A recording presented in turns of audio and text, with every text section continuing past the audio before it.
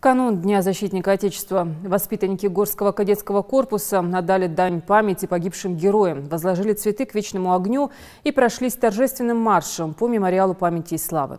Для будущих защитников Родины эта дата особенная, ведь большинство кадетов пошли по военной стезе по собственному желанию. Для ребят большим примером являются известные своими подвигами герои Ингуши. Те герои, которые увековечены, мы должны их помнить и чтить их. Я равняюсь на таких героев, как Асканов Суланбек. Горский кадетский корпус и предназначен для того, чтобы большинство ребят поступали в военные вузы. Поэтому, как руководитель, я и заинтересован, чтобы детей приучить к любви, к патриотизму. Здесь как раз на мемориале мы видим, что и тут фамилии тех, кто, не жалея себя, и положил на благо того, чтобы вот мы сегодня существовали, жили в мире, согласии. Вот. И я считаю, что вот на этих примерах и должны воспитываться кадеты.